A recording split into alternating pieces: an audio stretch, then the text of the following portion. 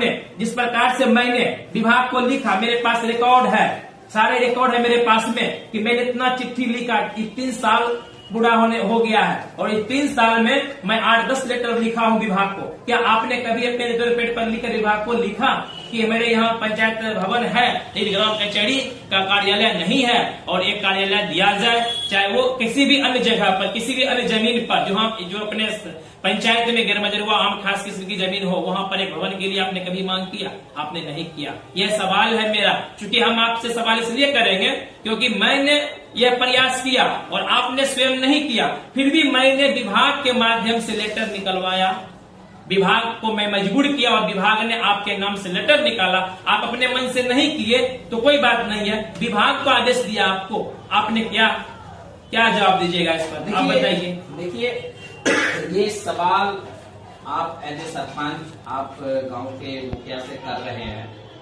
लेकिन यहाँ मेरा सवाल सबसे महत्वपूर्ण था, जो जलगौरा पंचायत के जो जनता है और जिन लोगों ने आप लोगों को वोट दे करके इस पद पे बैठाया है, उन लोगों का जो शिकायत है कि हमारा वंशावली नहीं बन रहा है, उसको लेकर के उसमें कहीं न कहीं नहीं लगता है कि आप लोगों नहीं, हम तो बोल रहे हैं, मैं तो स्वीकार किया, मैं स्वीकार किया हूँ कि लड़ाई लड़ रहे हैं। बहुत अच्छी चीज है कि आप लड़ाई लड़ रहे हैं, क्योंकि कहीं न कहीं जो चीज देखी जाती है कि कोई कमी के विरुद्ध जब कोई आवाज उठाएगा तभी उस कमी को दूर किया जाता है।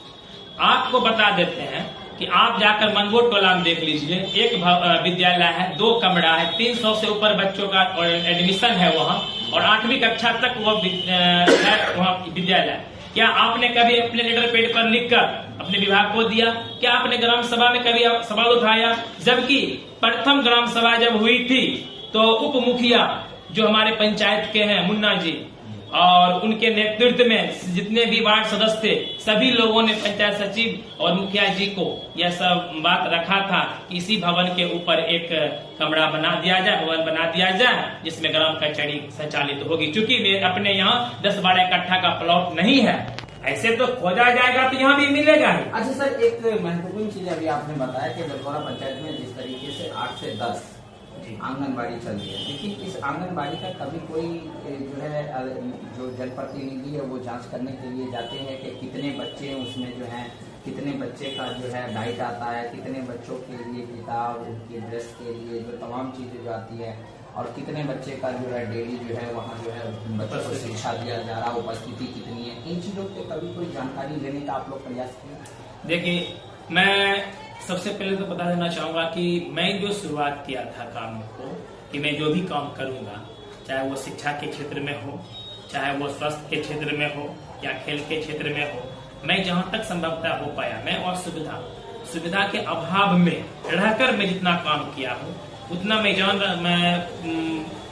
महसूस करता हूँ कि मैं बहुत ज्यादा कर दिया हूँ, क्योंकि मेरे पास कोई सुविधा नहीं है और सुविधा के रहते हुए हमने किया।